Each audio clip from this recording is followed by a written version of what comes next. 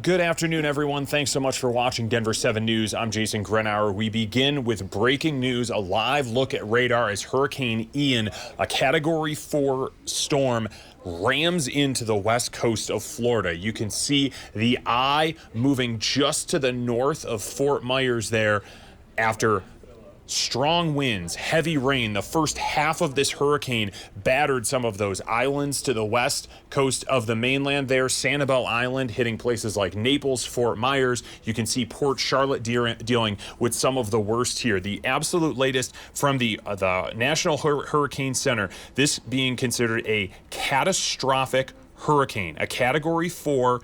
Wind speeds up to 155 miles per hour. That is just 2 miles an hour short of being a Category 5 hurricane, which would be one of the strongest to hit the west coast of Florida. The center, that eye portion that's now moving over the coast, measuring out at about 30 miles wide. Let's take you to one of our live cameras out here showing this is an area near Tampa. You can see the waves there and the winds. As a result of the rotation of this storm, you may have seen some photos going around on the internet of a drying up Tampa Bay as some of that water is pulled out, as some of the winds pull that water out. The concern really is what happens when those winds push that water back in and all the storm surge that eventually comes with it. Bringing you back out live here into our Denver 7 studios, we've been pulling up some of the traffic cameras here, including the shaking ones here. This just north of Fort Myers, where things are hitting the absolute worst. And as we talk about that potential for storm surge as the eye moves onto the mainland, ABC News is in Florida talking about exactly that. We're getting word from Sarasota County right now. The conditions have changed so rapidly that they have now revealed to the people there of Sarasota County emergency vehicles are no longer responding to calls in Sarasota County, and it's simply not safe on the roads any longer. And as you heard Ginger say, they've already had wind gusts up to 107 miles per hour in Sanibel Island, 112 miles per hour in Naples. Let's get right to Victor Akendo. He's live in Fort Myers. He's witnessing this firsthand already as well. Hey, Victor. Hey, David, these are by far the strongest winds that we have felt all day. We've been watching the conditions deteriorate. Nothing compared to what we're feeling right now. I'm sure you can hear it. Just take a look outside our balcony here. The surf, it is just kicking right up. That was the pool level. Can't even make it out right now. And the palm trees are just being whipped around by these incredibly powerful winds. I don't know if you can make it out, but there is a large white boat. It's about 45 feet long, and it's clearly coming detached from the dock. It started pretty close to the building that was behind me. That's where it was docked earlier. Now it's whipped around in the other direction, and in a matter of time here, we're expecting it to eventually get washed away. We've also seen cars flooded and getting spun around in all of this. David, I've been through a number of hurricanes. As a native Floridian, Ian is as powerful as anything I've felt. Victor, stay with us here. Describe in that area, again, you're not far from where Ginger Z is, but what they have been telling people as far as what to expect when it comes to potential storm surge. That number increased overnight when they saw that this hurricane was only strengthening.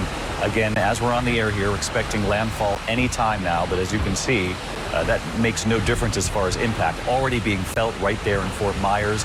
Victor, what are they expecting as far as storm surge? Because again, they always say this is what you simply cannot survive once you get to storm surge. Certainly 10, 12, up to 18 feet in some places they're predicting. And that's what we're seeing happen right now, right behind us here, David. The storm surge, it has just been unbelievable to watch. That news went from bad to worse for the residents here in the Fort Myers and Cape Coral area, because originally, it was just a few days ago, the track had the storm going to the north. Then they woke up yesterday and saw that it had shifted, and they had to scramble to start preparing. We were there. We were speaking with locals as they were buying those pieces of plywood at the last minute, fueling up, buying those groceries. They just didn't have a ton of time to prepare for this one. So right now, for anyone who's hunkering down and riding this one out at home, the best advice I have for them is to stay put, because take a look behind me. There is no way that any first responder can get to you right now.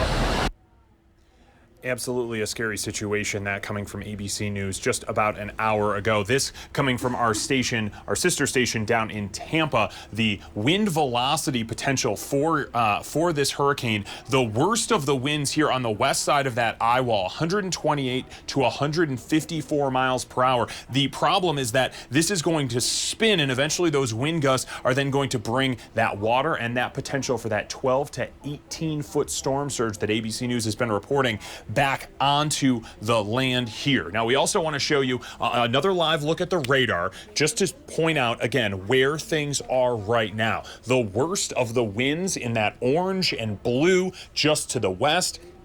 Eventually, as this storm moves up and onto the land, one of the concerns that meteorologists have is just how slow this is going. At last check, only 9 miles per hour. It could slow to a crawl of 3 to 4, continuing to just dump rain on already flooded and storm-surged areas. Let's take a different look now. This coming live from the International Space Station as this goes over Hurricane Ian, that Category 4 storm. You can see just how massive it is. Again, the inside of that eye wall measuring about 30 miles per hour across.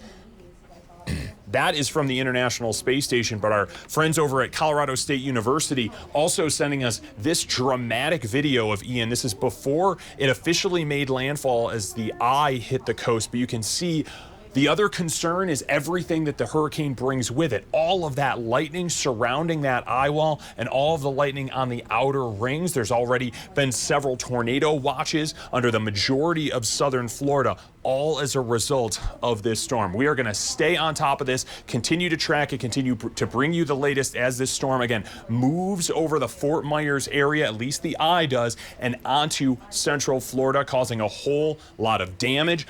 Hundreds of thousands of people currently without power in the Florida area, many areas already underwater, and that the majority of the storm surge has not hit yet. So we will keep you posted. Stay with us on Denver 7 Plus throughout the afternoon and on Denver 7 into the evening as we bring you the absolute latest from Hurricane Ian hitting South Florida. As for our weather at home, let's get the very latest now with Denver 7 meteorologist Lisa Hidalgo.